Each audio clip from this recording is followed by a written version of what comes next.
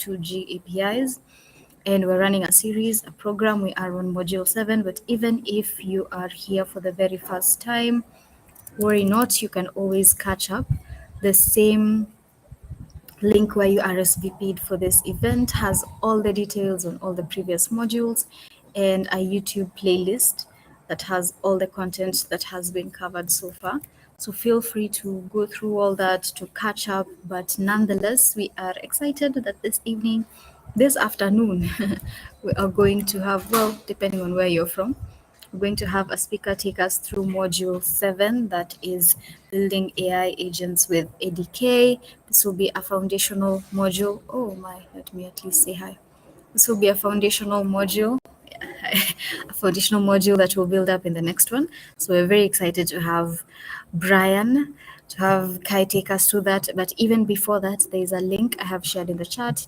It has links to register. That's where you'll access cloud credits. That's where you'll request for Africa's talking resources and the likes. It's a huge link tree. Go through all the links. Some are essential. There's some notebooks on there just to get you up to speed.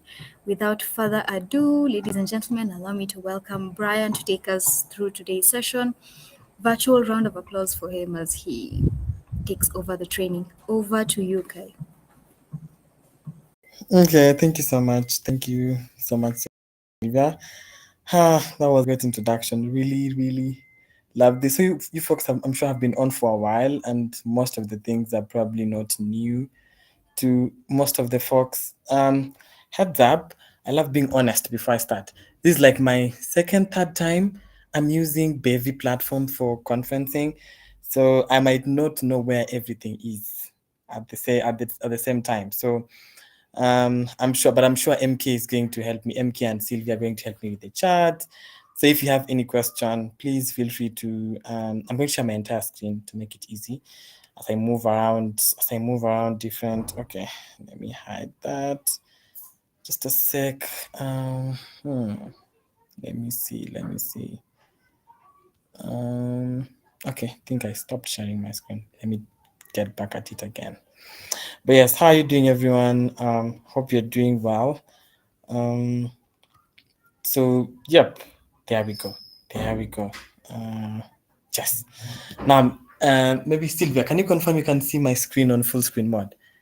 Yes, it is on full screen mode, looking good. Okay, perfect. So hi everyone, hope you're doing good. Hope you're having a great day today. Today we'll be talking about, will probably all of us leave this session having built an AI agent using Google Agent Development Kit and of course AI. So if you haven't gotten the MK has shared from the link in the chat section, please click on it and get your credits. I know for sure this is being recorded, so this is more of like my sessions are more of like having a conversation. So I'm not just going to be speaking to you folks, but I'm going to have a conversation. There'll be a lot of like me coming back to the call and asking questions or just alternating in that bit. So yes, please let's be as interactive as possible. I had a question here. I had this thing that I had prepared on my slide, but yes, next time probably I'll play it. Since today Sylvia played, but I had a question here. If you are building an AI agent to replace your best friend, Sylvia, if you're building one to replace your best friend, what's one flow you would program into it to make it more realistic? You know, AI is always thought to be perfect, but we know humans have flaws. So what's one flow you'd program into? Is it forgetfulness? Is it okay, all those things. But I will probably, you can just drop your answer in the chat section as we move on. But yes, today we'll be talking about building your first agent with Agent Development Kit in Vertex AI. A little bit about myself. I am a data scientist and technical writer, currently working at this amazing place called Zindua School. I am also I love open source, and I contribute a lot to open source communities and scientific computing stuff. Currently, I serve as a committee member at the DISC committee at NumFocus. So if you've used NumPy, if you've used Pandas, all those, NumFocus helps fund these projects to keep them alive and support them through different things. We just finished holding our NumFocus summit, project summit, to support different projects.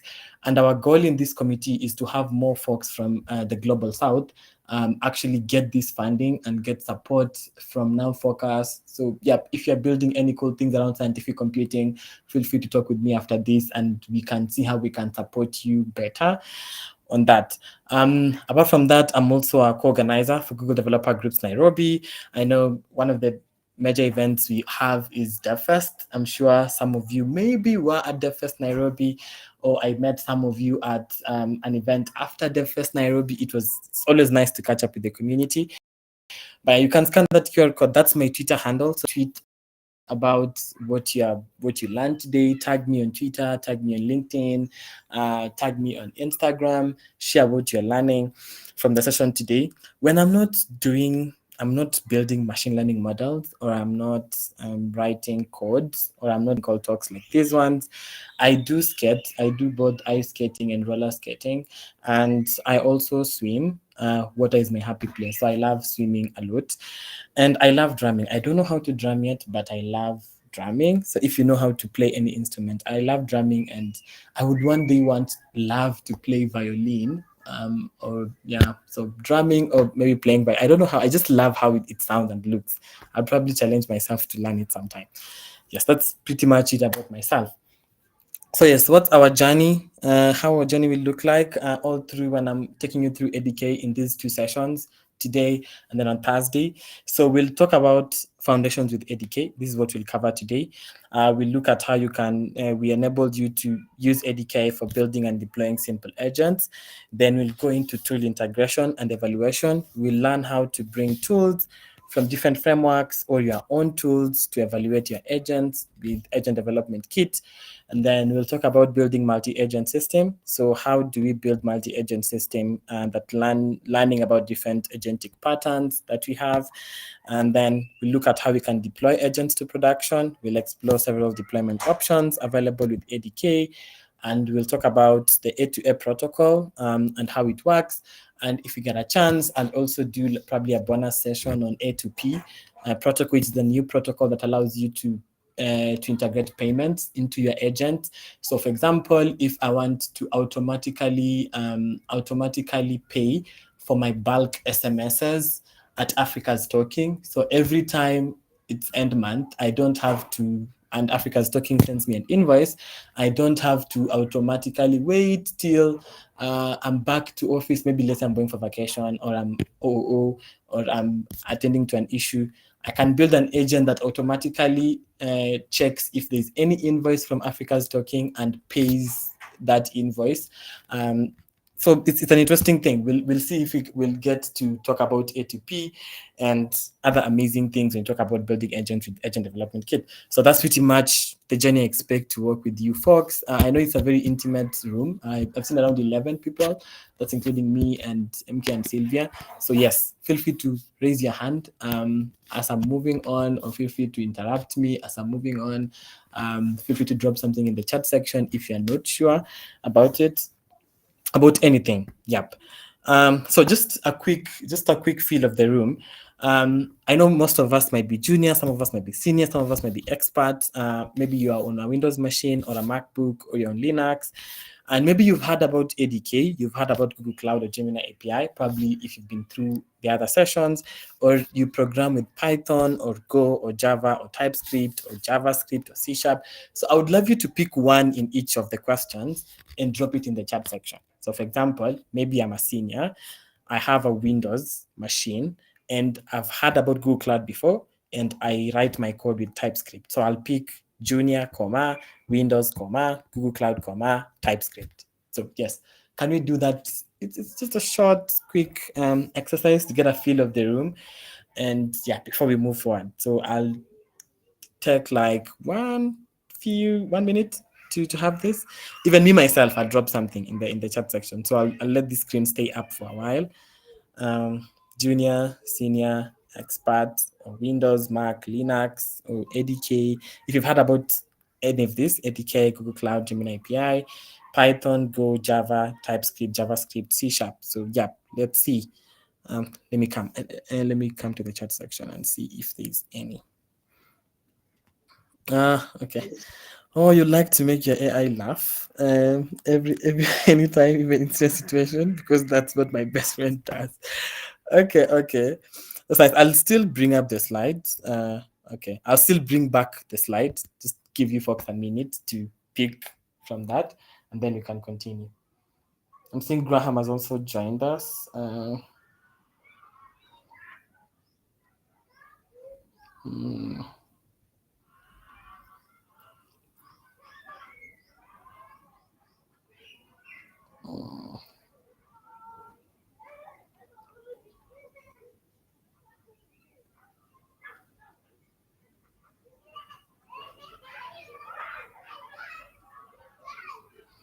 Yep. So I saw Michael had dropped something, but let me come and see. Let me come and check.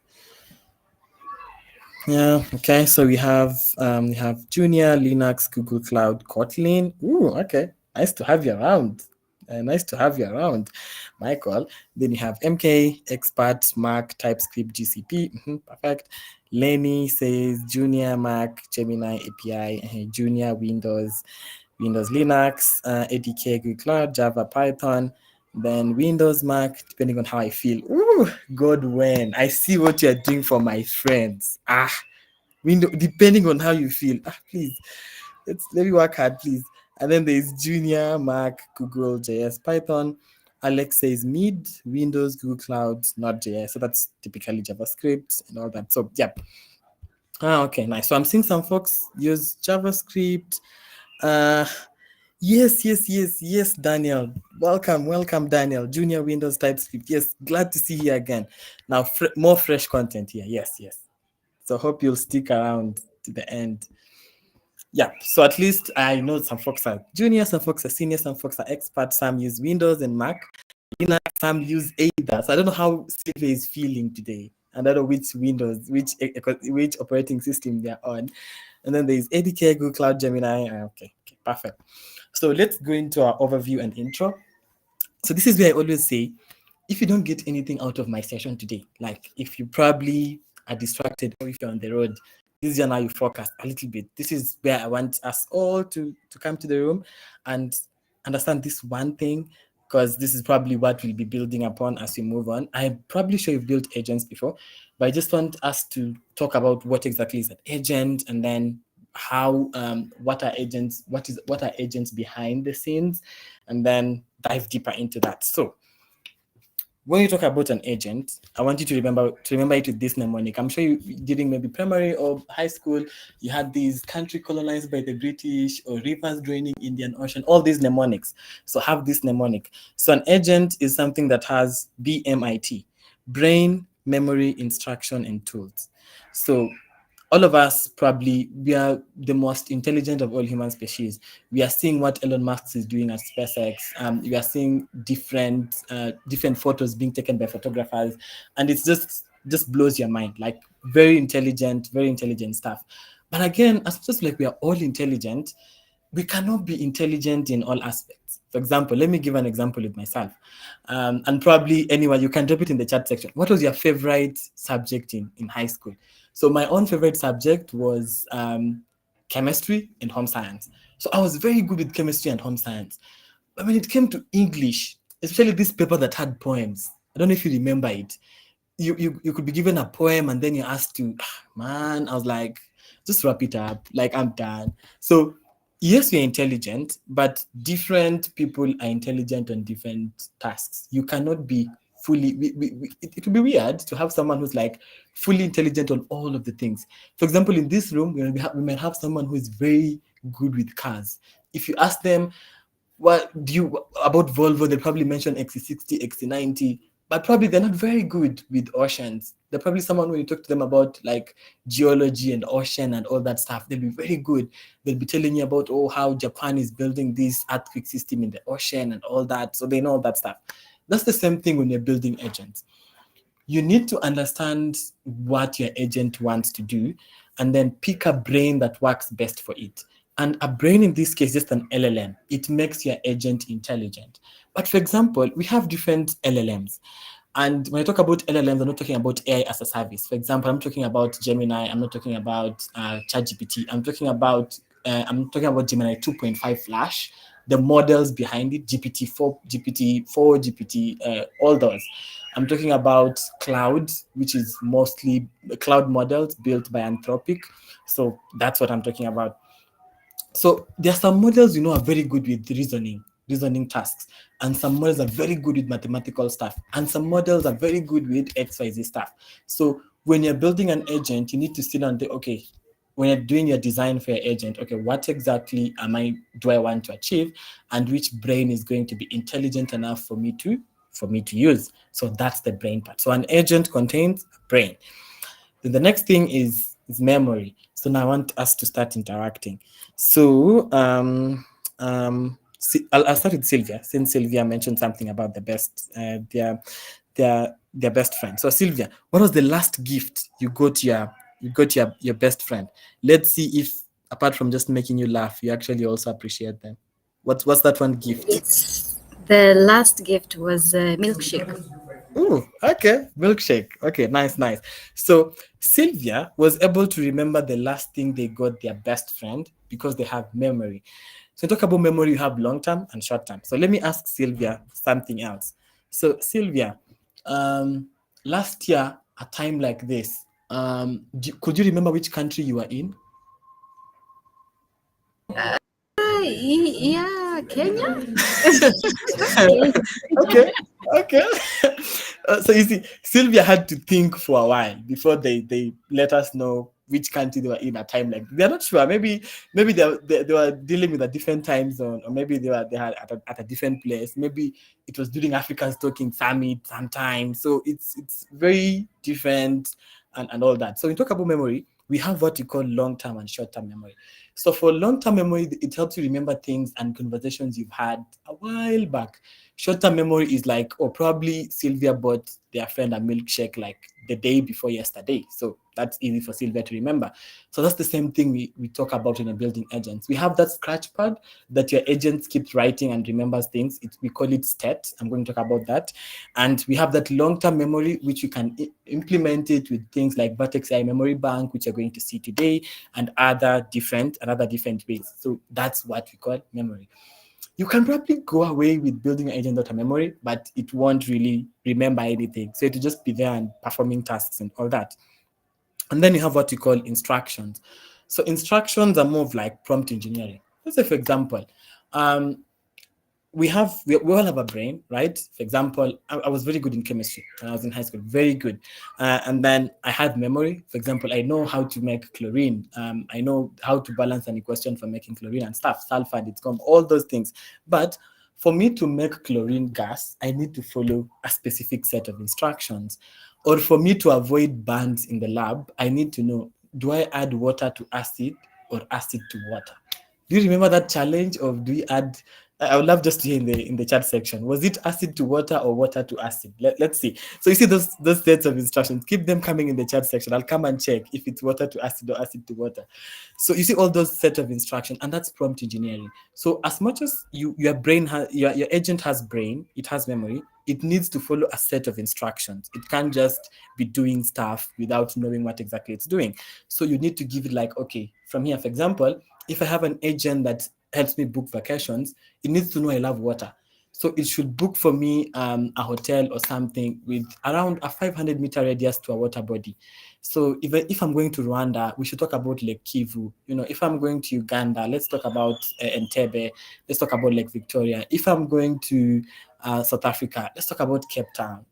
All those things. Those are some of the instructions I need to know.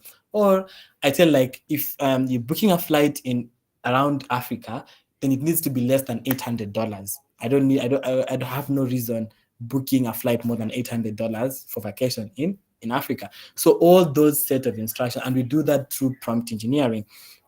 And then you have tools, and now these tools allow you to complete a task. For example, I can have brain, I can have memory, I know how to follow instructions, but do I have a car? For example, I have a brain, I know how to drive, and have the memory of driving. I can parallel park, I can reverse park nicely. So, do I have a car? No. So, if you don't have the tool to do that action, you cannot do it. So, the tools allow your agent to complete tasks. So that's what an agent is. So an agent is something that has brain, memory, instruction, and tools. We've said brain is an LLM that makes it intelligent, and memory, there's long-term and short-term memory. It allows remembrance, and then there's instruction, which is prompt engineering, and then there's tools, which allows it to complete tasks. So up to that point, if you feel you at least have an understanding of what an agent is, please respond with a one in the chat section. If you feel like, oh, now I think I get what an agent is, respond with a one in the chat. And if you feel like you're not that good with what an agent is, let me know so I can probably repeat it or something. So if you feel you have a better understanding of agents, respond with one. And if you feel you do not have a better understanding, raise your hand or let me know by putting it in the chat section, doing something. Yep. So I'm seeing a one from Daniel, Mai, Felix, Michael, Sylvia, Lenny. Okay. I don't know where we're leaving some K. Um, and okay, is Jack here? Yeah, and also where we're leaving Jack. But I would love for all of us to go together. Let me check. Okay, okay, okay. Thank you. Perfect. Oh, Sanusi. Hi, how are you doing? And Tiki and Oliver. So if that was perfect, let me know with a one. But if you want me to repeat, let me know with raising a hand or just anything else. Okay, perfect. So let's continue. So that's the early bit part of what an agent is. But now from there on, now I'm sure all of us have heard about an agent, AI systems that can autonomously plan and execute complex tasks. And when I talk about complex tasks, that things like open-ended problems. For example, book for me a flight. That's very open-ended. Which airline do you love? Like what? So that's very open-ended. And then difficult to predict steps. For example, and working with customer service to process a refund to a client. It's a very difficult to predict step. For example, maybe this client used your service for 3 months after paying for a 1 year subscription. So how exactly are you going to do that? And then we have can't hard code apart problems. You can't really hard code apart. For example, I know the team at Africa's Talking is doing amazing physical sessions. I know they were in Kisumu yesterday. So as they move to these different sessions, they're looking for vendors for different things like food vendors and all that. It's hard for them you can't hard code apart towards getting a food vendor in Kisumu to feed your participants and try and get the best out of it. There's always something you will tread on that case. And some of the use cases we talk about is agentic search. We've seen autonomous coding. We've seen customer support and different other use cases that we're even going to see today. And when you talk about an agent, it all has a human aspect of it. So a human aspect prompt it, and then an LLM call is what performs an action into an environment, and that action passes feedback back to the LLM, and then this LLM gives feedback back to the human and knows when to stop. I will dive deep into all of these. But now we know what an agent is. We've defined it. We've seen how it works. But when do you need an agent? Because it's like I saw that meme of CEOs. Everyone wants AI. When you ask them, where do you want to use this AI in your company? They don't really have a clearer understanding of where exactly they want to integrate AI in their company. So let's also not be like that. So let's understand when exactly you need an agent. So the first time is when you have complex decision making. For example, your workflows involve nuance judgment, exceptions, or context-sensitive decisions. For example, what I was mentioning about refund approval. How many of you have had to request for a refund from Kenyan brands? Did you get your refunds? First of all, let's start from that. Did you get your refunds? It's always like a very complex thing. Like it's my own money, please, God, I beg. like I just shared with you, like I now want my money back and your product is here, but oh my god, it's always so chaotic and all that. So we can have agents help us in such complex decision making tasks. And then difficult to maintain rules, what I was talking about when I'm talking like vendor security reviews. How exactly can I then, in a place where we have such difficult to maintain rules, how can I achieve that? And then you have heavy reliance on unstructured data. So scenarios that involve interpreting natural language, extracting materials from documents, interacting with users conversationally. For example, processing a home insurance claim, like you have an insurance claim that you have to process. It's always like not a walk in the park, and it's heavy reliance on unstructured data. For example, where is your agreement? Where did you sign? That's a paper, and then you talk about I made a phone call, but you did not do this and this and that. It's always like a lot of back and forth. So yes, so up to that point now, I'll just let's now dive deeper into real world agents with ADK and Cloud Run. So when you talk about building an agent, it's powerful, but it has been so complex as the ecosystem.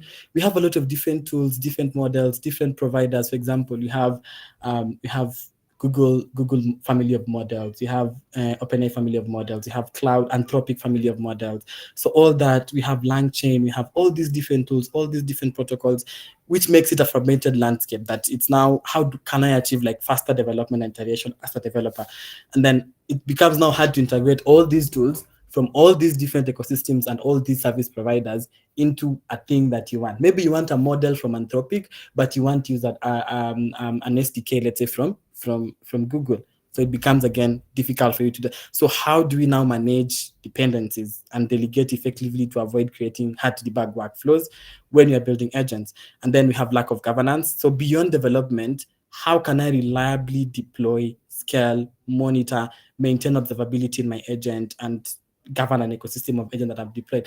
I think I also if I get a chance, I also cover like observability when you're talking about agents. These are like a very interesting thing. But now, what if we have a toolkit that has standardized and efficient development and gives you access to all of these protocols where you can connect LLMs and tools, and then it also have like one agentic platform all the way from development to deployment? That's what you get with Agent Builder, which is Google Agentic Stack, all the way from Agent Space, which is an enterprise platform to give access to AI agents to empower employers. We have the agent to agent protocol, which is an open standard to enable communication and collaboration between AI agents. We have the Vertex AI agent engine, that is one platform where you can deploy, manage, and scale your agents in production. We have the model context protocol, that's an open protocol and standardizes how applications provide context to LLMs. And now the agent development kit, which is open source fast and also code fast toolkit for building, evaluating, and deploying your agents. So ADK is built on top of all of this, so it's easy for you to always plug and play. It's easy for you to just plug in and start building your agents. So it's very easy to use. I've already mentioned about that. It's modular and flexible.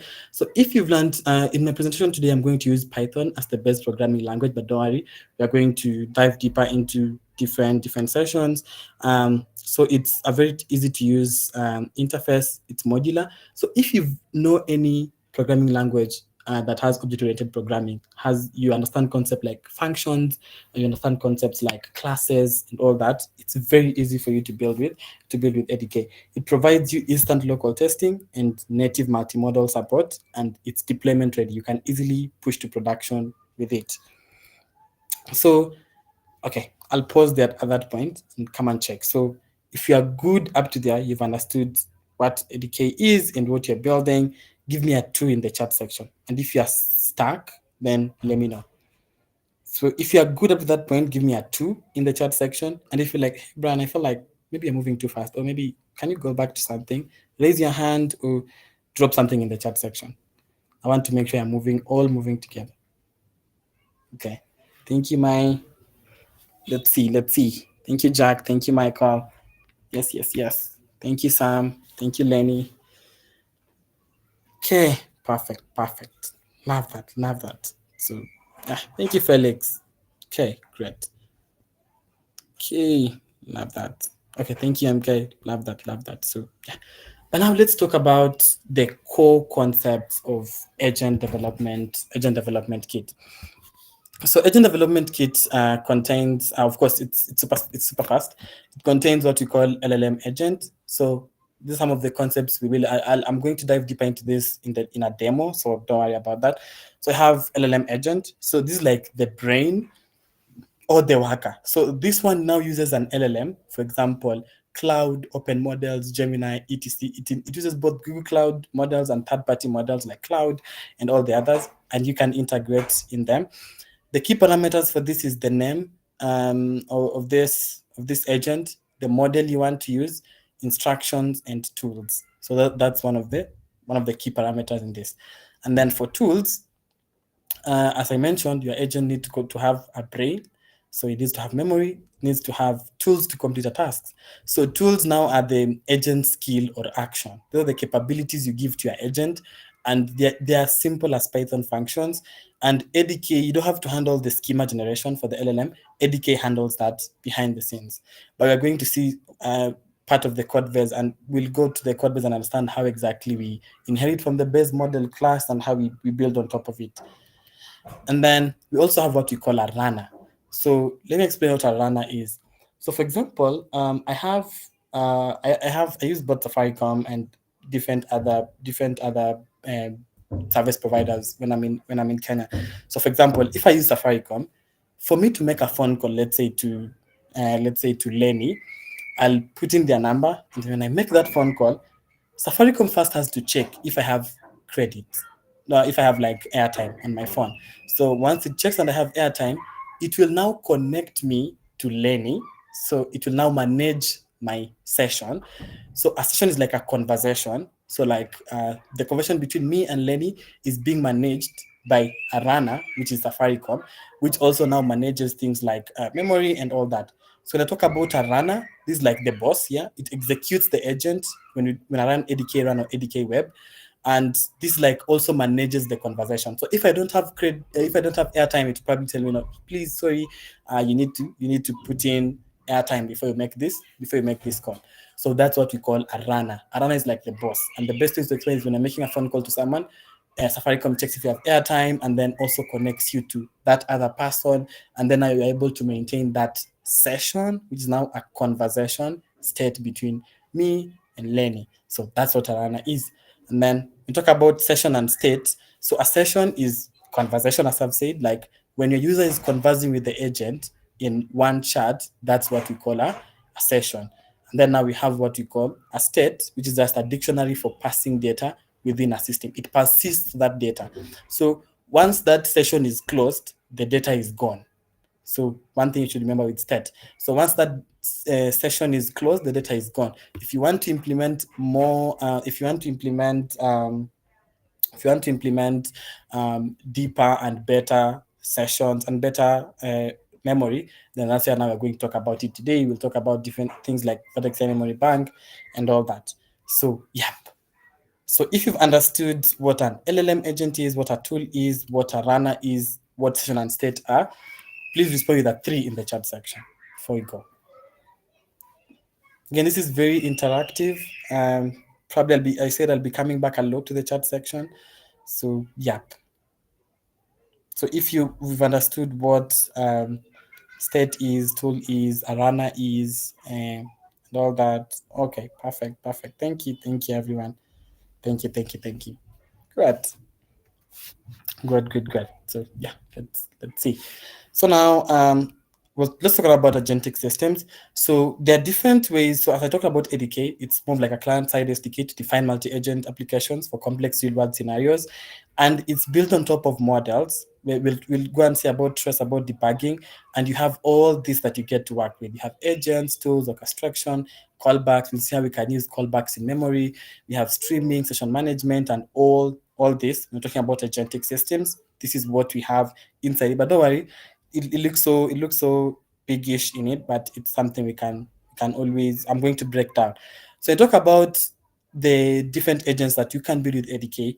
They're different. There are three different types of agents. So I have like an LLM based agent. So this one uses reasoning tools and transfers things, of course.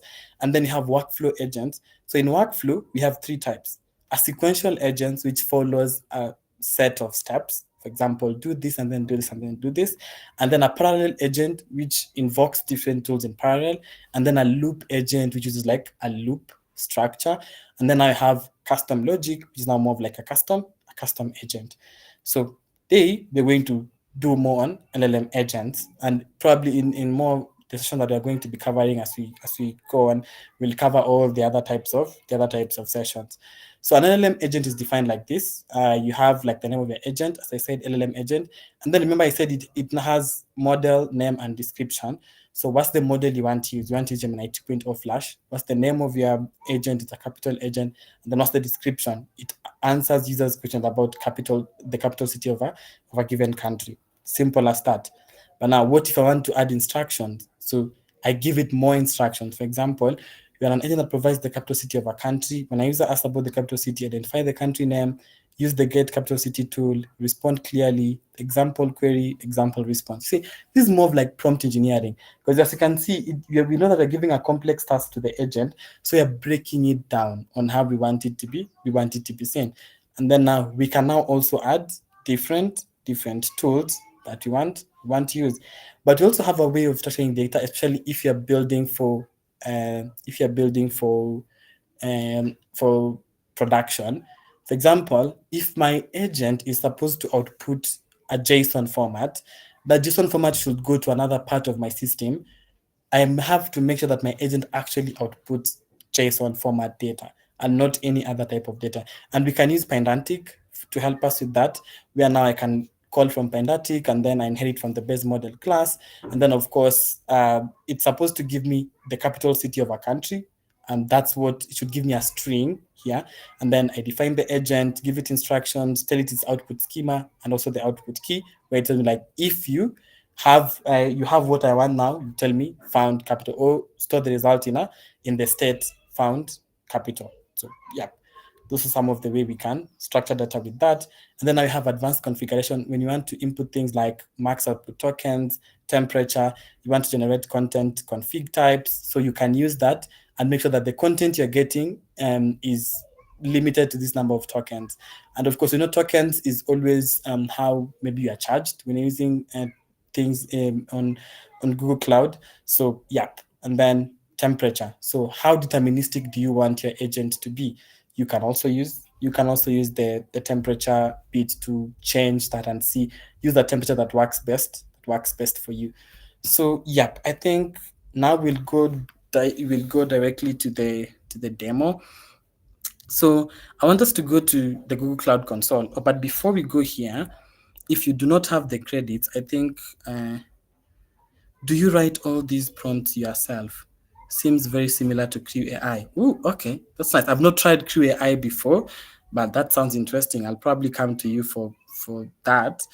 And then, do you write all these prompts yourself? I'm not sure I got your question, but let me go back and repeat your question so I make sure I got it. So, my B, you're asking if these prompts here, let me go back up, like these ones here, on when you talk about instructions and the description, if you write them yourself. Just want to get that. Is that your question on the instruction and prediction and description? Are you asking if we write that ourselves? Feel free to unmute if you have the permissions to, but if not, oh, yes, yes, yes. Okay. If that's the question, then yes, we do write them ourselves. That's why it's a very very code fast tool. You write most of the things yourself. And I think I have a notebook about prompt engineering, so I'll be able to also share that if you feel maybe you'd want to refresh a little bit on that. So yes, we do write these ourselves, and you're able to define how your agent works and the different ways in which it works better. So yes, we do define that ourselves. So let's start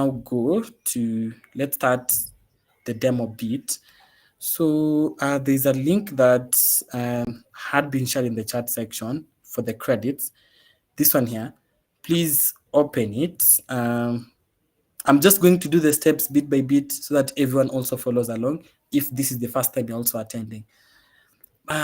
So I'll just click on that. I'll also drop it in the chat section again in case there is someone that has not gotten it. Um, yep. So yeah, that link. Please go to that link, and then once you get there, you'll probably see something like this. Make sure you've logged in with your Gmail account. So this Gmail account is probably the same one you also have on Google Cloud, and it's the cloud account we want to be using in today's session. So yeah. So once you're here, click here to access your credits. So when you click there, it will bring you to this point. And then when you get here, you'll see something like this. Just confirm that this email, you don't need to change anything here. Just confirm that this email is the correct email. And for me, yes, it's the correct email. And then after that, click on accept and continue. And then once you have clicked on accept and continue, you'll see this pop-up credit successfully applied. But I know there are some folks who have been in the other session, so you don't need to repeat this step. But now to check, so if you have your cloud credits, respond with a 3 in the chat section. So you're moving step by step. You're in step 3. So if you have your cloud credits, respond with a 3 in the chat section. If you have your credits, so I'll respond with 3 because I have mine. Because without this now, we can't move forward. So if you have your credits, respond with a 3 in the chat section. Okay, so most of us have them.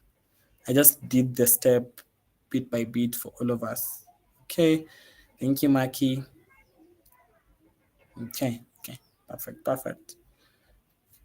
Great. So now most, if not all of us have that. So let's now go to the next bit, which is now creating a Google Cloud project that we'll be using. So if you're at this point, then that's fine. We can continue from here. But if you're not there, please go to console.cloud.google.com. I've dropped that link in the chat section. So when you land, for those of us that are here, feel free to just be here. But when you land at that link, create a new project. So if you've not used Google Cloud at all before, just search for project here and then click on create a project like that. And then here, I'll come and give my project a name. For example, Africa's talking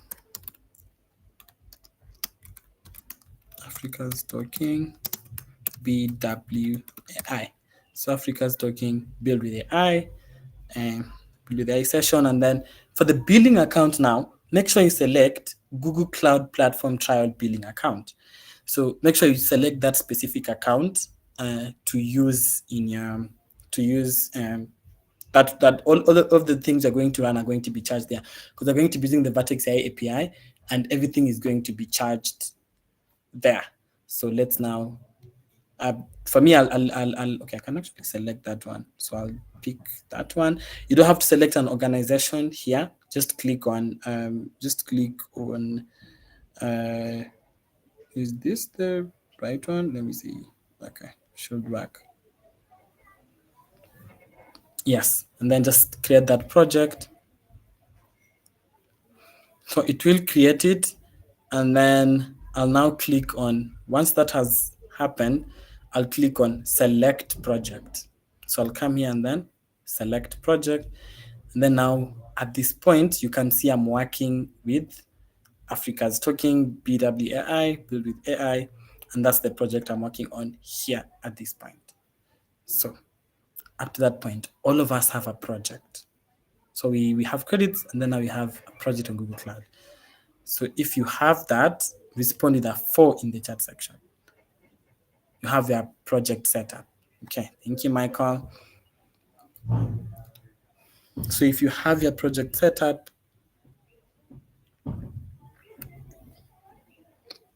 respond with a 4 in the chat section. Okay, perfect. Okay, great. Okay. So we all have that set up.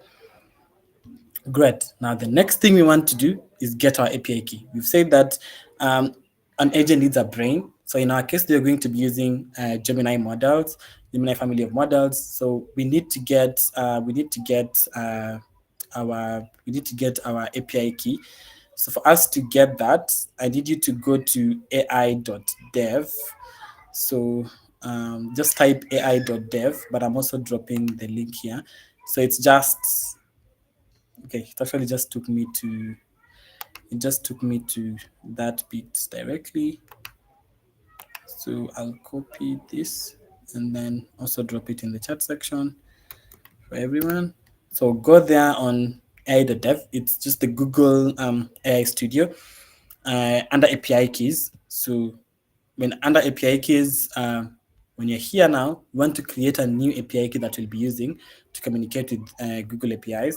So I'll click on create an API key, and then I'll name my key. So this doesn't have to be the same name, but I'll just use talking Africa's talking BWAI, just like that.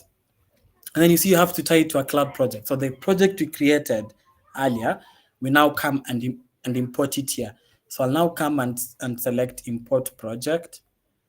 So when I select import project, I can see it is here, Africa's talking build with AI. So I'll just tick it. And then after I've ticked it, I'll click import. And then now it should be imported here. Right. So hope you are following along up to there. And then after I've imported it, I'll now come and select it. Where is it? Yeah, here it is. I'll select that project and then I will click on create key. So I'll now create my key.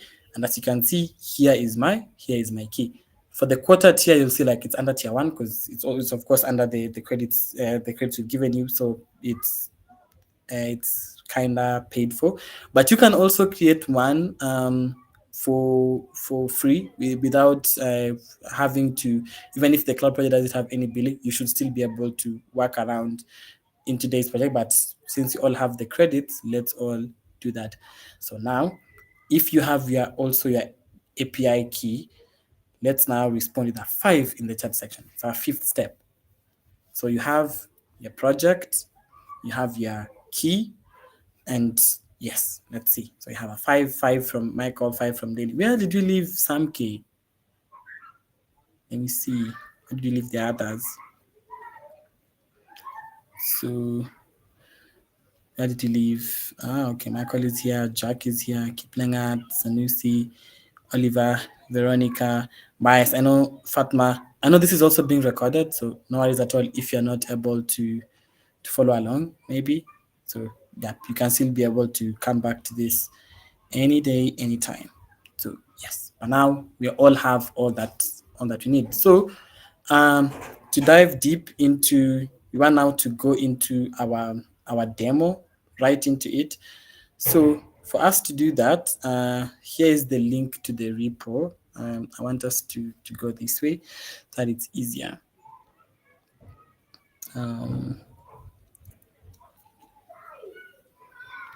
So yes, so let's copy this.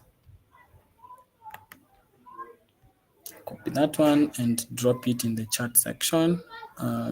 Chat. So let's all go to that. Let's all go to that link. And then when you land there, you should land at something like this. So this is the demo we're going to be covering mostly today. So when you land here, this is just GitHub. So if you've, as I've mentioned, also we're going to be very heavy with Python. So yep. So when you land here, we're going to have this. So what I want us to do is also have this in our own repos because I'm going to ask you to make some changes and add some things to the code. So yeah, when you come here, above this green code button, you are seeing fork. So click on fork. And then once you've clicked on fork, click on create fork. So you might not have to change anything, but if maybe you're having organization like your company's organizations, please switch from your company to your own organization. For example, here I would select my own name here, Manyumba 7, and not any from work or anywhere. So yep. So I'll now pick that and then just click on create a fork. So yep. And then once you have your fork done, you should be seeing something like this, but you should now see forked from Manyumba 7, blah, blah, blah. So now, if we all have our code, Mm, so I'll just wait for a bit until all of us have that. So if we all have the link to the repo, and we've all been able to fork that repo, and now we have that code. It's probably the 6 in the chat section. Okay. So I have the link to the repo, and we've been able. Okay, perfect, perfect, perfect, perfect. Thank you. Yes, thank you, thank you, thank you. Perfect, perfect. Great. So now, once you're there, I want you to go to the Python notebook file, interactive Python notebook file here as part of the code. Click on it, and then after you've clicked on it, it should load. And then once you see this, right click on Open in Colab and click on Open Link in New Tab. So once you right click on Open in Colab, because you want to open this in Colab, and then click on Open Link in New Tab. This is, of course, I did this because folks who are maybe, as I saw maybe in the chat section, some of you probably have not written Python before, or some of you have not worked with Python before. So this means now you don't have to install anything or start installing Python and all that. This comes pre-installed in Colab, and it's very easy for you to follow along. So yes, and now you should be seeing something like this, and we can get started. So yep, so we are all seeing. Let me get a thumbs up if you are seeing something like this on Colab now. I know at some point it might have an error of like unable to render code, but that's always because of the internet. Just try refreshing, and then it should be able to give you back that up. Let me get a thumbs up if you have it on Colab like this. So yes, thank you, Jack, for that. You can give a reaction or a thumbs up so you're able to follow along. So as we do that, as we are working through,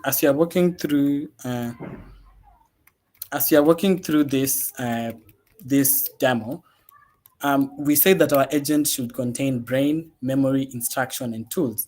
So we now want to see what's the brain, we want to see about the memory, we want to see about the instruction, we want to see about the tools. So we want to have all of these up in our agent. So yeah. So now once you're there, this agent is it's more of like a gifting thing, a gifting agent. So for example, I myself, I never celebrated my birthday. Sure. I never really used to celebrate my birthday. The day would just come and go like any other day. And I know like for most of the men in the room, this maybe happens that much. I don't know if I ask MK right now, when was the last time your best friend gifted you? It probably might not be as easy as what Sylvia had to think about. Like, oh yeah, I gifted them a milkshake. Like that's so easy. Or maybe it's easy actually. Maybe it's easy. But we all understand like sometimes how difficult it is for us to gift folks that really matter to us. So when I was sometime I think last year about one when my friends came over at my place and then they surprised me with a cake. It was not like a cake, it was actually some queen cakes, but we had a nice time. I enjoyed it. They came with some gifts and all that, and I enjoyed it. But I know we all keep struggle with, okay, what exactly am I going to get this person because I don't know them exactly. So in this case now, we'll talk about how we can build an agent, for example, like Zawati Tunu, that is built on top of ADK, remembers everything all the way from, has everything all the way from state and memory, and also has different tools, and that also demonstrate the use of long-term and short-term memory, where it's able to remember some of the things that we had given to it or we had mentioned to it. So yeah, we'll talk about how, apart from just building agents with ADK, we can include memory to them with the in-memory memory service and the Vertex memory bank service. So yes, so to get started, we'll install the GenAI SDK and also the Google ADK platform and also the Google Cloud Air platform. So to make sure that when you're doing all this, it's very easy. So I'll just run that and then click on run anyway and then install that.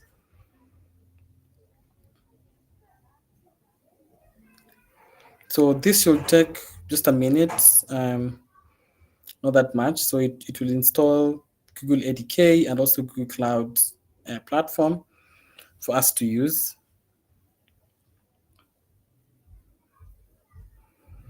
So hope you're now following along with me, everyone. So again, we'll have those checks where I'll be coming back and checking in on where we all are.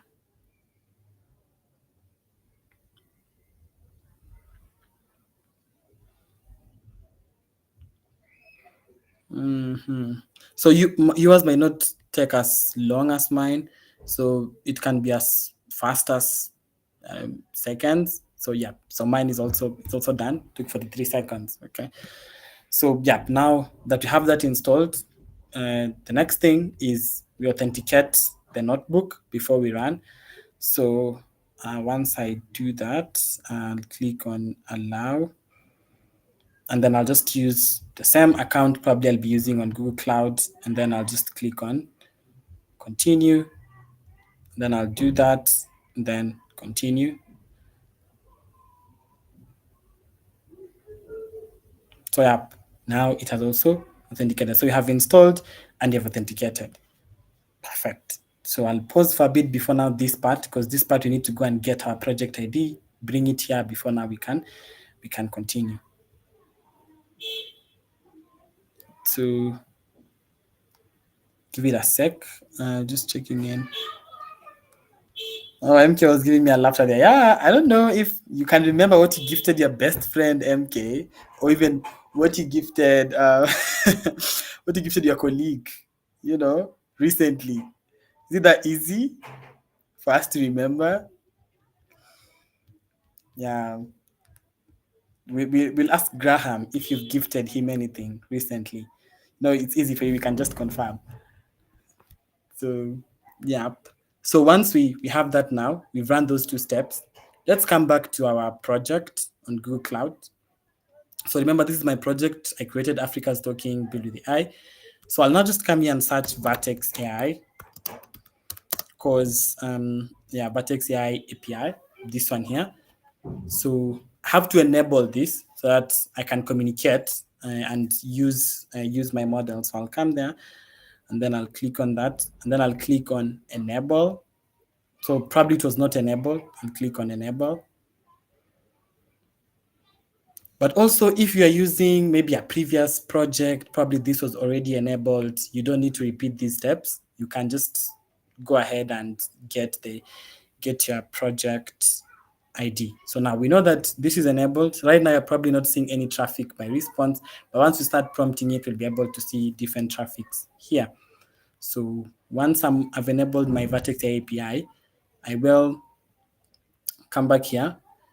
And then now I need to bring a project ID here. I'll need to bring the project ID that I have over there, over on my Google Cloud console here. So I'll come here and then just click on where Google Cloud is. The Google Cloud logo is here.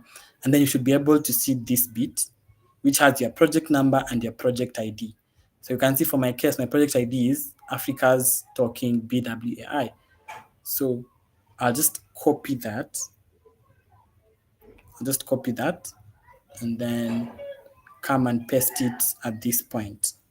Make sure to remove that placeholder and paste your own project ID.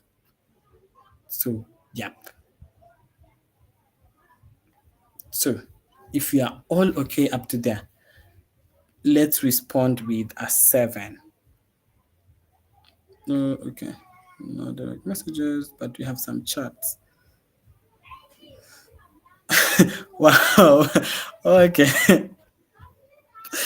Holiday gift, queen cake. Okay, yeah, actually, they gifted me some. It was so nice. They had like some cute names for me, which was really cool. I really loved it. Actually, loved the queen cake. And then we played Kahoot, and then they ended up picking most of my hoodies in the house, because the gifts after winning the Kahoot were my hoodies, like take hoodie that I had in the house. They ended up picking them. It was fun. Yeah, so I have a couple of 7s. Hope I haven't left anyone out. Lenny, Sam, um, maybe if you're stuck, let us know. Feel free to raise. It's a very intimate call, around 17 participants. So feel free to raise your hand and let me know if you're stuck anywhere, or you feel like I should repeat something. Yep. So yes. So okay. I think for most of us we are okay up to there. So now up to that point, I'll now run that cell here. So I'll just run it. So it might take a minute or so. I should take a few seconds to just run. I want us to all move along together. Yeah, so now that's okay. So I've already set that up. And then now from there, I can set up logging. This is just to surface any ADK logs in my notebook if I may need to configure logging or anything at the ADK logger, or when I'm getting errors, I can easily have them up. So we'll just quickly run that. That doesn't take that much. And then now we'll now define a simple agent. So I already explained what the ADK runner is. So hopefully we are all good up to there. So I already defined what an ADK runner is. So now, we talk about a runner. I already said that a runner is something, it's like the boss, the one that manages a conversation between you and someone else. And then I talked about different structures of building agent. And today I'm going to focus on the LLM agent. And we're going to see these are agents that talk to LLMs. And then now I define my runner here. So I'm importing from ADK, I'm importing my runner. And then I need to have memory in my agent. So I'm importing the in-memory session service. So here now, I'm going to show you two examples of memories: in-memory session service and also the Vertex AI memory bank service. So one is short-term, one is long-term, and we're going to see how we're going to have persistent memory using the Vertex AI memory bank service, and how we can define other very amazing things when I'm building agents in production when it comes to memory. And then now I'll also, from GenAI.types, I'll import content and part. So I'll give my app a name here. So I'll tell, okay, my app name is memory example app. And then the model I want to use Gemini 2.5 Flash. And then now in my agent here, when I'm defining, I'll call the LLM agent. And then I pass my model, and my model I defined it up here is the Gemini 2.5 Flash. And then I give it a name. So here now the name is generic QA agent. And then the instruction is to answer the user's questions, like any random questions. So I remember let me go back to my slide here. This is like the very first basic part of an LLM agent. So you see something like this. It has an agent name, the model, the name, and the description. I've not added instructions. I've not added all that. And I want us to now be going and add that instruction or descriptions as we move on in this. So, yep. So when we come here now, I define my session service. So session service, like as I say, the runner manages your session, right? But now we want to see if I'm storing memories from this. How am I storing them exactly? Am I storing them short term or long term? So in this case, we'll talk about the Vertex memory service and the in-memory session service. So here I'm defining a function, a Python function to call my agent. Like when I call, this is the function that will be calling my agent. So here I just define a Python function. I'm passing three parameters to it: the query, the session, and the user ID. So the query is like my query that I have to my agent, and then the session is like the current session that I'm running, and then my user ID is the ID I've given to my specific user. And then this is now where I'm using this part, content and part, to define what exactly I want to get back from my LLM, and I want that broken down. So I have that in this Python function. Perfect. So I'll now come here and I'll run that. So that should also take a minute. Yep, and we are good. So now we have that. So we have our very basic agent setup, very basic. And then now let's talk about a little bit about the memory service. So ADK memory service offers an interface for creating and searching of memories. So the base memory service defines the interface for managing this searchable long-term knowledge store. Its primary responsibility are ingesting information and searching for information. You can either add a session to memory or start a session to memory. And when we go to that code base, we want to understand, okay, this is the base memory class. And you can see in this base memory class, it only has these functions, two functions: add session to memory and search memory. So I can either add a session to memory, or I can either search the memories that I've already created. And you can see at this point, it just takes the app name, the user ID, and the query to be able to do that. And we've defined all that in our case. So, yep. And then we'll cover all the two options. This is the in-memory memory service and the Vertex memory bank. So we'll start by the in-memory memory service. This one persists all information in my memory. So for example, have you ever like talked to a kid? This is like the best possible instruction, the best possible example. Like when, let's say, your son or your daughter, or maybe your neighbor's son or your neighbor's daughter sees something downstairs. When they come, they always tell you the full details. So they were doing this. Before they reach to the T, they reach to actually what was supposed to be said. They've taken through 1,000 hurdles and hoops before you get that. So that's like they persist all information and they share it to you in a dialogue format, like exactly how it happened. So that's in-memory memory service. It doesn't condense anything. Every information is shared like how it was said in dialogue format. So let's define that first. Let's define that first session. And on the other hand, but you can also come and see it here. We can also check that code base and see how it works. So again, as you can see here, it inherits from the base memory service, this one here that we actually checked before. So it inherits from that class. And it again, what it does, it also has add session to memory and search memory at this point. So yeah. So it still inherits from that, but now we'll see this one persists all information, while this other one does not persist all that information. On the other hand, the Vertex Memory Bank service, it only gives you meaningful interactions. So for example, if I call, let's say, my mom and I tell them, okay, please say hi to my brother, and then I tell them about, okay, I know I'm supposed to come back home, I'm coming on this date and all that.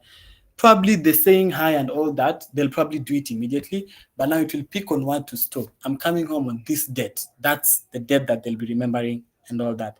So, yep. So when you run this, so this is like now the part where we'll know if we have billing enabled or if we have any other issues. So let's run that and see. So if this works, then you're good to go. If you get an error here, probably billing is not enabled in your project because you're now using Vertex Memory Bank service. So probably billing is not enabled, and you can easily go and check and just give you that. But great. So if you're okay up to that point, let me get an 8. But if you have any question, please let me know. If you're okay with that point, give me an 8 in the chat section. But if you're stuck, please let me know.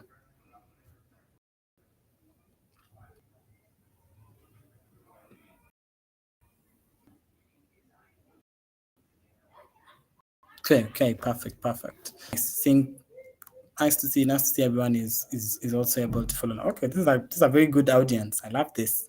Okay, very less issues. Okay, perfect. So now we've also created that specific session, and you can see here I'm just importing Vertex AI, and I'm also importing the Vertex AI Memory Bank service. So when you came here, we have our when you're talking about this bit now, where is it? We have our brain. We now working on having our memory. We have our instructions, right? So we'll be doing now a demo of adding tools to our agent. So that will be like what we'll be having. So we have a brain, we have a memory, we have an instruction, and then we have a tool. So we have brain. We've said that we're going to be using Gemini 2 point. What's our brain? Our brain, we defined it right here where we selected our model. So let me go back down. Yeah, we are using Gemini 2.5 Flash.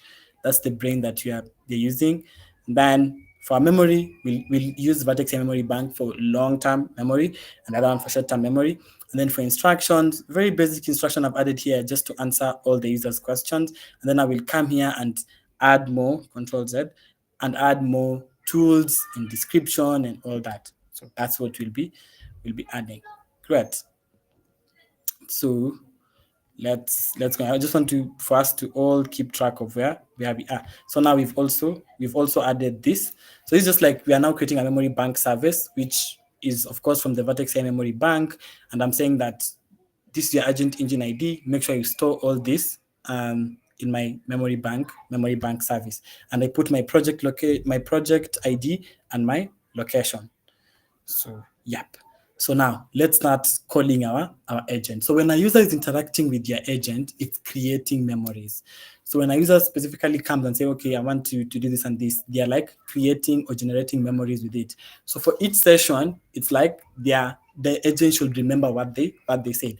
And specifically for things like gifting, things like, okay, when a user tells you like, oh, I want to gift my niece, my 2-year-old niece something, you need to remember that, oh, they have a 2-year-old niece, they want to gift them. So that next time they ask you, okay, I want to give them for graduation, you'll remember for their birthday, they got them this. So now let me get them something else. Yep. So, and then now from there, okay, we have like a few, like 30 minutes. Probably will be able to cover that. So now we'll talk about in-memory memory service, which persists all information, including raw dialogue, and vertex memory service that only persists meaningful information. So it persists meaningful information in that it only condenses that into clearer like memories. So I'll create two sessions, a chit chat session and a recommendations section. So the chit chat session is like just a conversation that contains non-important events. I'm just chit chatting with it. So I'll come down here, initiate my user ID, create my chit chat session like that, and then I create my chit chat session, and then I'll call my agent. Then I'll call my, and when I'm calling my agent, I'll pass the query. Remember, I pass three things: the query, the session ID, and the user ID. So my user is here, and then I'll pass my chit chat session ID and my user ID. I want to see, okay, did run everything from up there. So I want to see if that. So here I'm asking it something like, what types of questions do you answer? So you see, it's very random. I do not expect it to store all this, because remember, if you're working with Google Cloud, let's say you're building on production, all this, if you're storing these things, all these are going to be charged on your organization. So how do you also manage costs while building scalable and efficient agents on cloud? So these are some of the things we will be considering. So things like this, it just tells me, so I ask it like, here I come and ask it, what type of questions do you have? So it tells it system instruction, answer the user's questions. You're an agent, your internal name is this. And then it tells me the parts, what type of question do you answer? And then this text comes from the LLM. This is like the LLM response that I get here.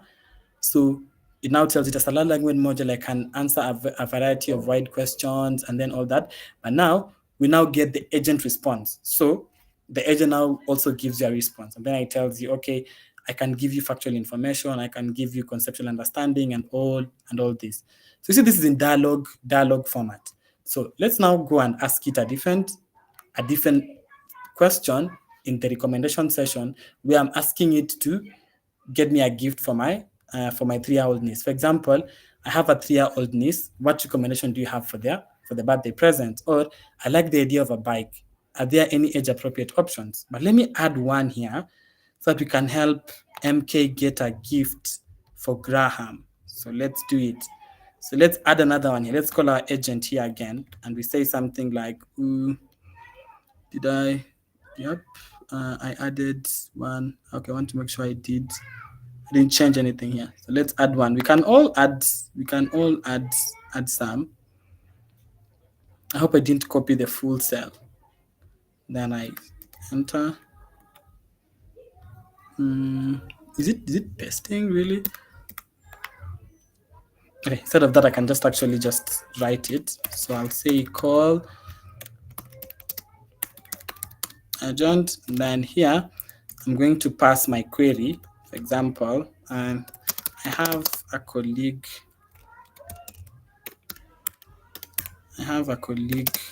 Of mine that loves. Okay, let's see. I think that's currently okay. Yeah. So I have a colleague of mine that's currently traveling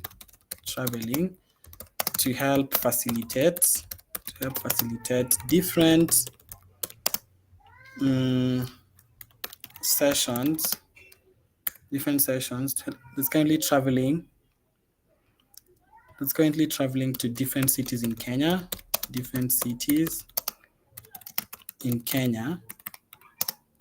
To help facilitate different sessions in our Build with AI campaign.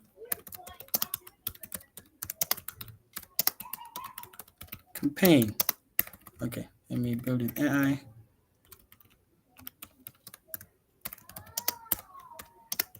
He's doing a good job and I want to gift him. He is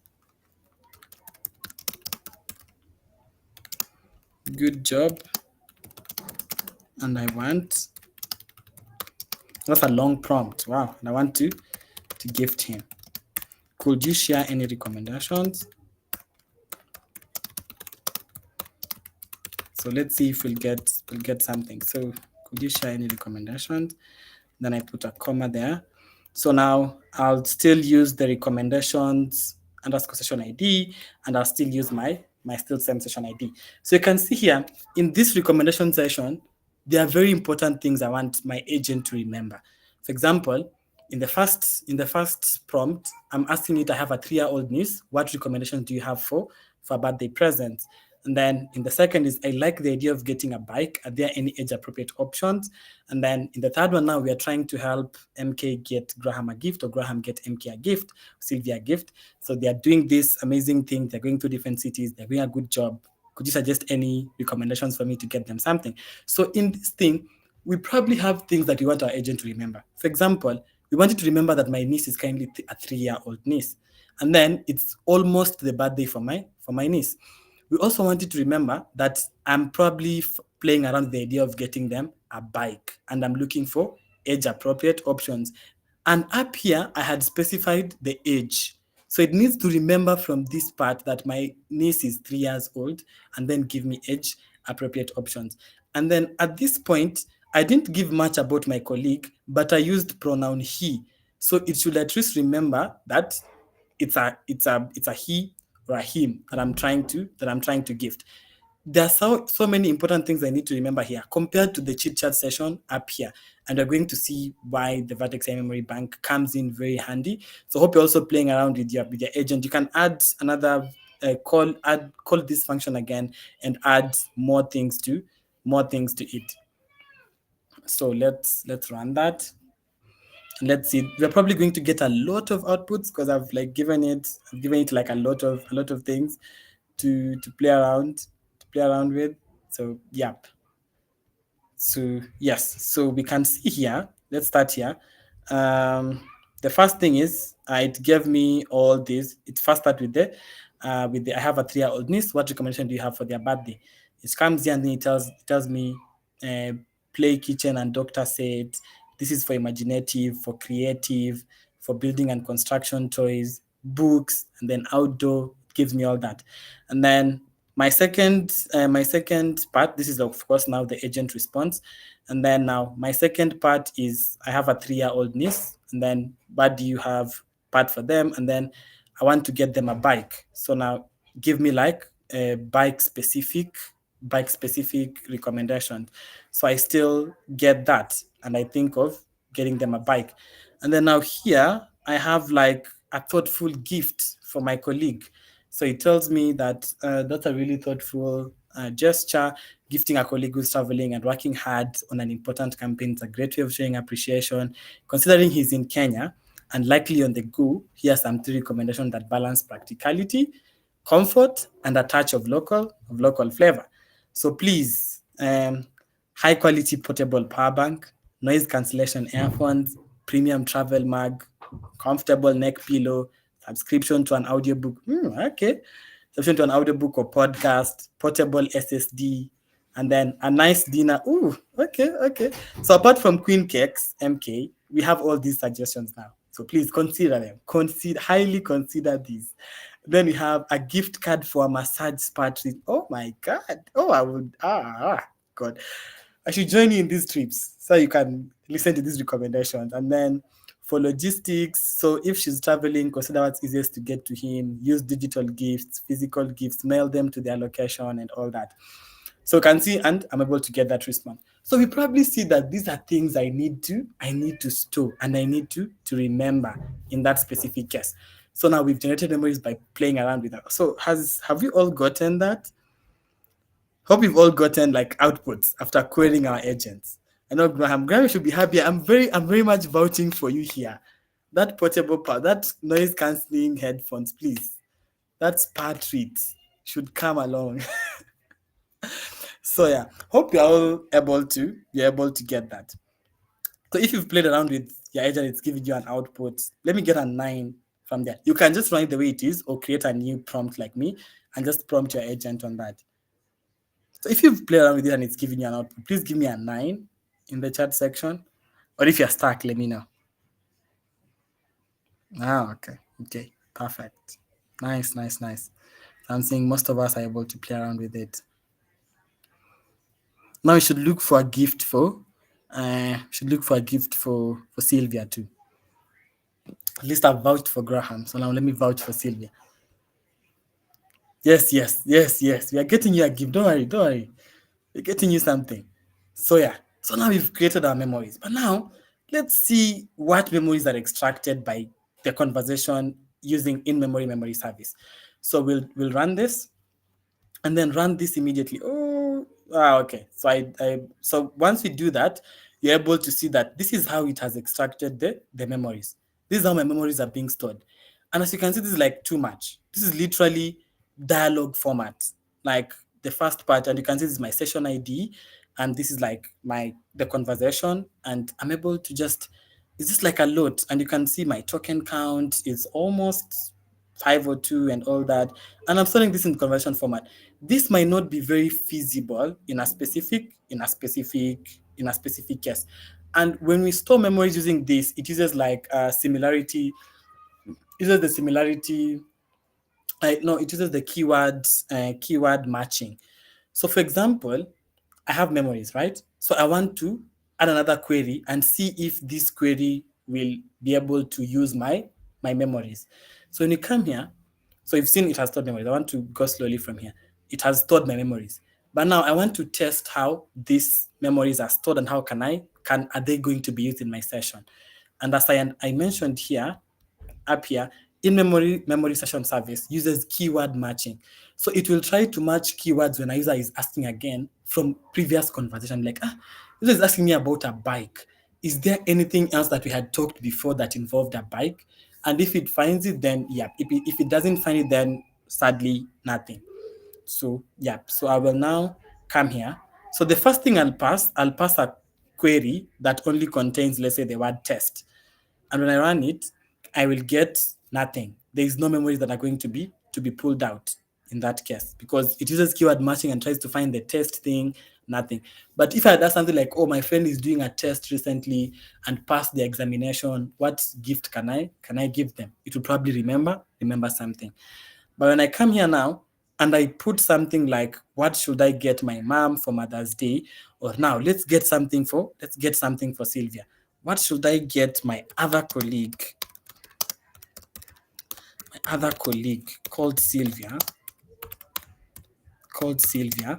um, as she is also part of the campaign, and it is important to note. That they recently gifted their friend a milkshake. Their friend a milkshake. Yes.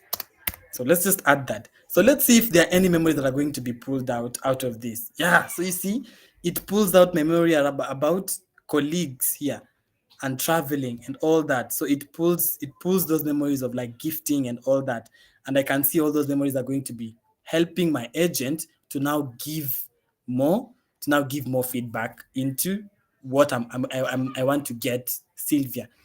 So yeah, that's what, and you can see how this is stored. It's not good, but it's in dialogue format. It's stored in like rich dialogue format. This might be good in some cases as a developer, but in some cases it might not be good. So let's look at also the Vertex AI Memory Bank service. And with this, you can see that the Vertex AI Memory Bank service, it uses similarity search. One difference compared to in-memory memory service, it uses similarity search. So it touches like similar words, try to use that. And then it also only stores memories not just through everything, but through two different methods. The first one is extraction. It extracts information about the user from their conversation with the agent. Only information that matches at least one of your instant memory topics will be persisted. But if it doesn't match the instance memory topics, it won't be persisted. And then it performs what we now call consolidation. And consolidation is It identifies if existing memories with the same scopes should be deleted or updated. So, for example, I have memories about asking my colleague, about asking me getting a colleague of mine a gift. When I ask again about getting my other colleague a gift, I should not create a new memory, but I should update that existing memory that I have two colleagues, one of them male, one of them female, and I'm trying to buy them gifts from the campaign. So that's consolidation. But if I ask it a new thing, for example, we are now looking for gifts to gift attendees who build amazing tools with what you've been doing in the campaign, that is a new memory because like okay, now this is more for attendees who we want to gift. Yep. So now that's consolidation. So if existing memories don't overlap with new information, a memory will be created, but either it's updated or it's deleted. And deleted in a case, for example, if maybe let's say maybe Sylvia is traveling and then maybe it's going to Joburg for the Joburg edition, and then maybe Sylvia did not love boba, let's say. But then at our Tambo airport, it's like, just this boba at this amazing cafe at the airport. It's like, wow, this is probably the best boba I've tried.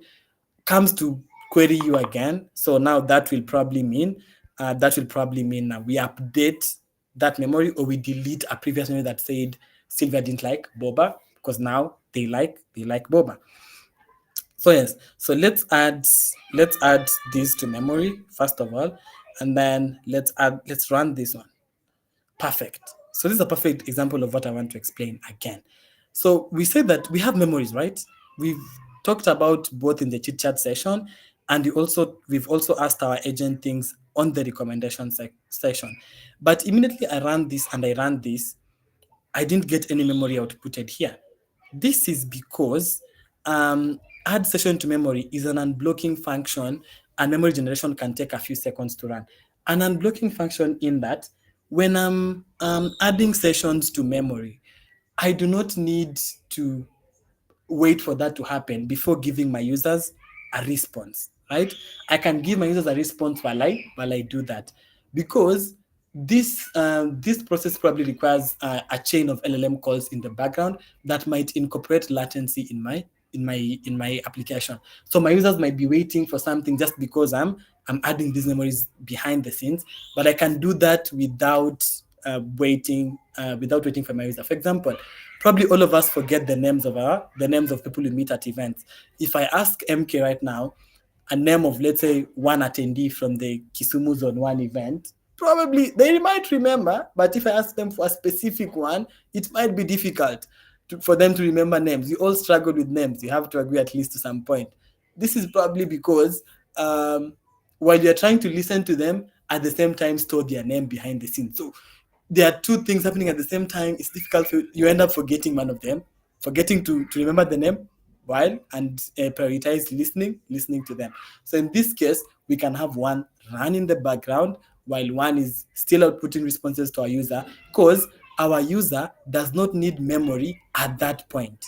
For example, when someone tells you their name, do you need to remember their name at that point? No, until you need to call them and ask them for something else. At a later point is when you need to remember their name. But during that conversation, probably do not need to remember their name because you just talking and all that. Unless you're filling a form or something. That's what I'm saying. Also, the use case of your agent might be different.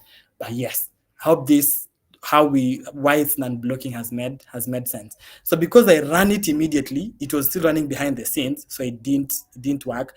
But if I run it now, I'll probably get an output from here. So I'll just run that, then it should work. And then when I run this again, so it should be able to give me because I'm asking what should I get my mom for Mother's Day. Okay, what should I get my mom? Let me ask it something. Let me copy the one for Sylvia up here and bring it down there. Uh, yep. And then copy selection, then have it down here. They're trying to also get Sylvia a gift. So what should I get my other colleague Sylvia? They got their new friend a milkshake. So let's see. if you're going to get anything. This is interesting. Oh, okay, okay. So that's okay. That's okay. Because we're just trying to save. We're just trying to save this. We're just trying to save this memory. So now once we've run that, um, let's come now and generate our memories with the agent engine SDK. So in this part, we've run all this. We've now probably saved our memories. So now what you want to see is, if you want more transparency or if you want more visibility with what happens behind the scenes, you do not want, because once we run this, you can see that an LLM is giving me something, and then my agent is refining that and then giving it to me. But if I want it to just be given to me directly, instead of like it passing to my agent, because when it go to my agent, some things might be lost at some point. That's where now you can build on top directly with the agent engine SDK and have those done directly, instead of like you trying to use it built on top of Vertex memory bank and then built on top of ADK. So this is just an example of when now, if you want to retrieve them directly, you don't want to just them to be passed from the LLM back to your agent and all that. This is very good if you want transparency or if you want more efficiency into that. So we'll run that, and then you can build retrieve memories. Okay, there's something that's not okay somewhere. Let me see. So we did run this, and we did run this, and we did run this, and we did run this, and we did run this.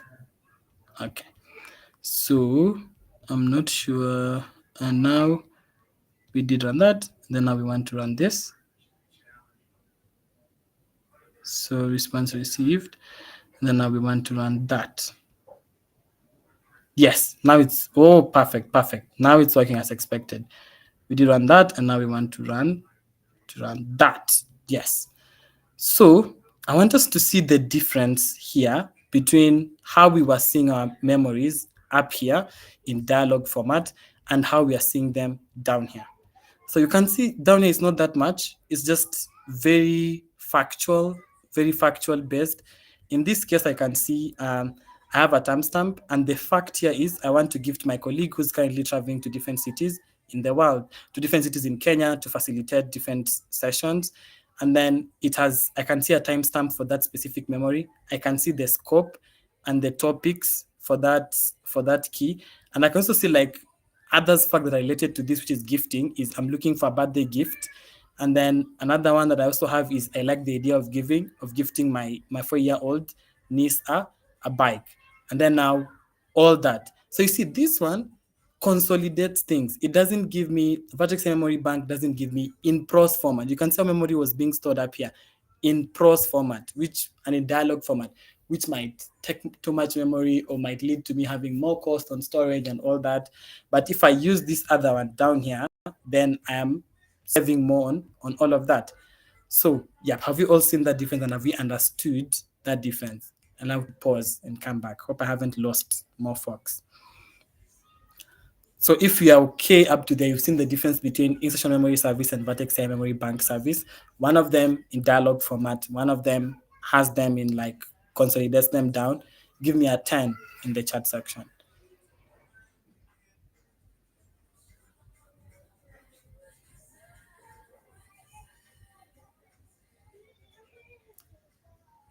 Or let me know where you are stuck.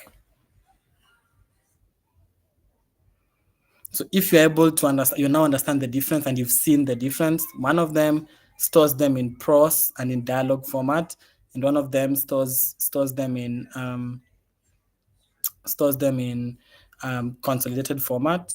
Okay, great. But feel free to raise your hand or let me know, drop it in the chat section, and I can easily go back to that. So yes, perfectly. So okay, what happened here? Okay, it's coming back slowly. Perfect. So I've already touched on that, and then now we want to see about consolidation, right?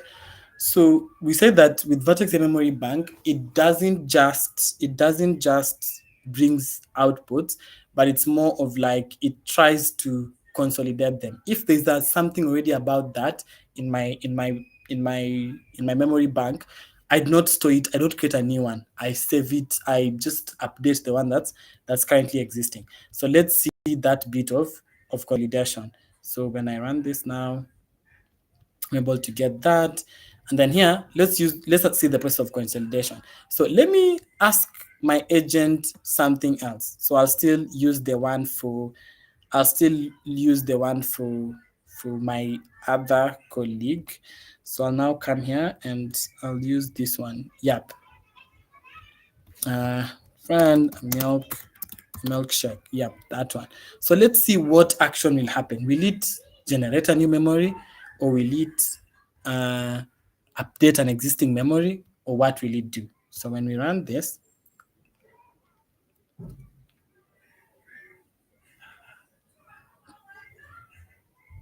let's wait for it.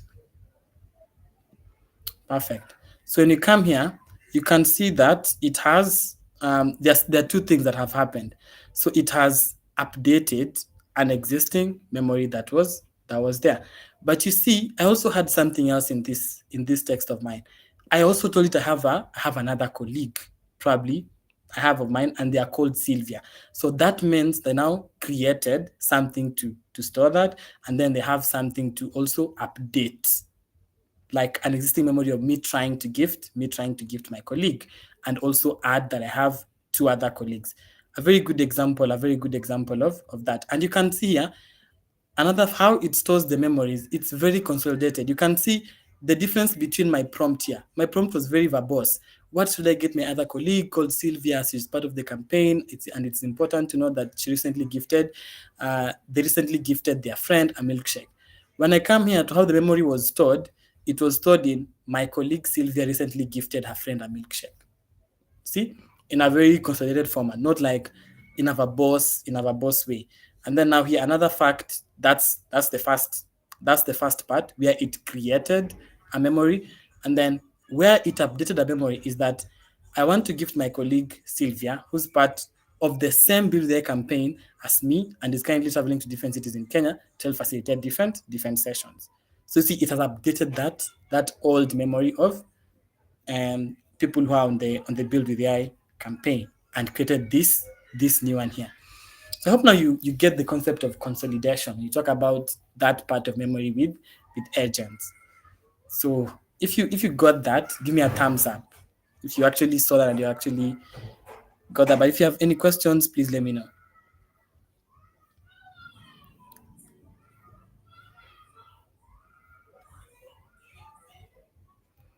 Okay, if you understood that part of consolidation, give me a thumbs up. Or if you have questions, let me know.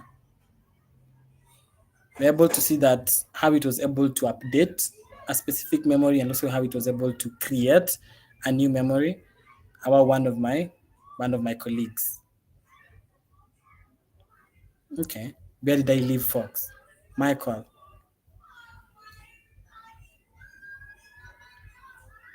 Wait, you folks can hear me, right? Hope I didn't drop off.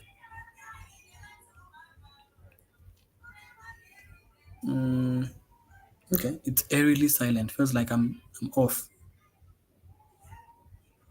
but I hope I'm not. Jack, Michael, Sam. Oh, okay, yes. Veronica, did you get it, or you feel I should repeat it to some extent?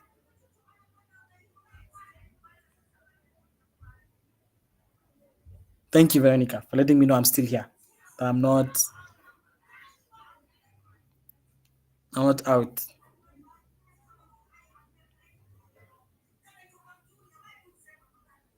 Okay, I kindly repeat that part. Okay, sure thing. So, um, I wanted to show the concept of consolidation, and when we talked about Vertex AI Memory Bank up here, we say that it doesn't just stores things in verbose format like how the in memory service does that. Because it just stores them. You can see up here, it stores them like in dialogue format, like literally all these are the dialogue format of how I've been talking to my agent in this case. But now for Vertex AI Memory Bank service, it does what we call extraction and consolidation. And extraction is it extracts information about the user from their conversation with the agent, and only information that matches at least one of the instance memory topics is persisted. And then consolidation is it identifies if existing memories with the same scope should be deleted or updated based on the extracted information. And then memory bank checks that new memories are not duplicative or contradictory before merging them with existing memories. So if existing memories overlap, do not overlap with new information, a new memory will be created. So it's more of I'm not trying to store everything as it comes, but I want to check with what I have. If what I have is similar to that, then I will just update and say, okay, I already now had one colleague, so I'm now adding that I have another colleague called Sylvia. So let me update that. But if I have new information, for example, new information like I didn't know that Sylvia gifted their friend a milkshake, but now I know. So I'm going to also add that, and then I can now create that instead of updating it. So that's consolidation. I either delete, update based on extracted information instead of just throwing everything into a into a database. So yeah, probably that should answer one of the question of like why not use databases when building agents and use the Vertex memory bank is it helps you with that. It doesn't store everything as it comes like how a database would do, but it consolidates information. So we know previously we've talked about it and we talked about gifting different of our different colleagues. But now I'm now also asking it again, what should I get my other colleague? And what I'm doing here, I want to create an operation for like an operation for generating memories. So I want to see will it create a new memory or will it update a specific memory?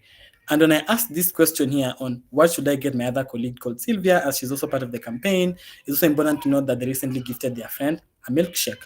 So a milkshake. So when I come there at that part, I'll be able to see it did two things. It did create a memory up at this point here. It did create a memory and it did update a memory. So now down here, let's see what did it create and what did it update. It created here a memory that my colleague Sylvia recently gifted her friend a milkshake. That is, and you can see it's create time. So it's like it created it at that specific time because I didn't have the information of like my colleague gifting their friend a milkshake. I'm now storing that. Probably next time when I ask now, my colleague Sylvia is trying to look for options to gift their friend. She'll still remember that, oh, they gifted them a milkshake previously. And then now down here, what it updated is it updated this one of like, I want to gift my colleague Sylvia, who is also part of the Build With AI campaign as me, and is kindly traveling to different cities in Kenya to help facilitate different sessions. So it updated this one and it created this one here of milkshake. So now does that concept of consolidation, did it come out clearly now? Jack, just to make sure that you got this clearly now. Okay. Nice, Michael. Thanks, Jack. Perfect, perfect. Oh, love this. Love this. Okay. I know we are up to almost our time, so I'll pause there up to now. We've probably seen how to build an agents, but you all will go home with one one assignment to go and work on. So I've added sections in my slides here where I talked about how to add instructions to this specific, how um, to add instructions to this specific agent. So we kindly that we have instructions. So could you beef up our agent that you created up there and add a description that this is only used for birthday gifts so that it only responds to questions around birthday gifts. I'm going to share these slides with you and you can come here and then get an idea. And then when we meet next time, I think that's on Thursday, we'll see if you've worked and changed something on the agent up here. Yes, on our agent up here. Let me go back. On our agent, yes, on our agent up here. So we have name and instruction. So change this to only not be a generic QA agent, but a birthday gifting agent. So make it just specific for birthday and then beef up its instructions. So tell it more, like only answer questions about this. Do not respond to someone if they ask you what can I do or how can I fly and all that. Give it all those instructions, and then now next time we come, we'll see how to beef it up even more. I'm going to share the slides with you folks, and also the recording should be there. Next time we come and build on top of that. So what we've covered, let's go back to our path where I want to take you folks through. So I've managed to introduce the foundations of ADK. Now, next time we'll talk about tools integration and evaluation, then talk about multi-agent systems and see how we can deploy one. We can deploy our agent. Yep. Think I'll take some time and pause at that point. But as I pause, I'll probably love your feedback on how the session was. So please help me scan that QR code and select. Hopefully the form has. Let me check. I didn't check. It should have Africa's talking one session. Um. Oops. It's not accepting responses for today. Ooh, that's a bummer for me. I'll probably check it next time. So no problem. So yeah, I think we'll pause there for today. I'll still share the form with you folks on Slack. I think everyone should be on Slack, maybe. Um, that should be correct. Is that right, Sylvia? I can share this form on Slack because most of them are on Slack.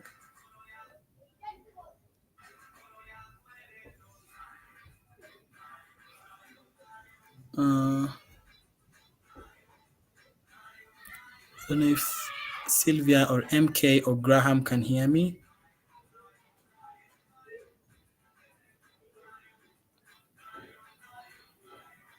Or Just Fat. Yes, Just Fat, or I'm saying Just Fat is still here.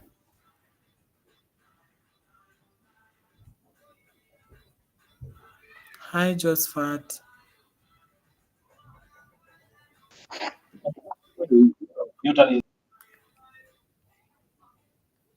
Oh, there's someone asking a question.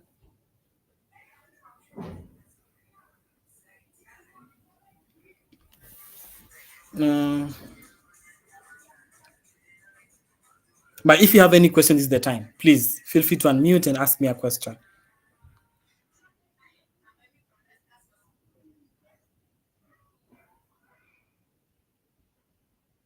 So if you have a question about what we covered, feel free to unmute and ask me a question.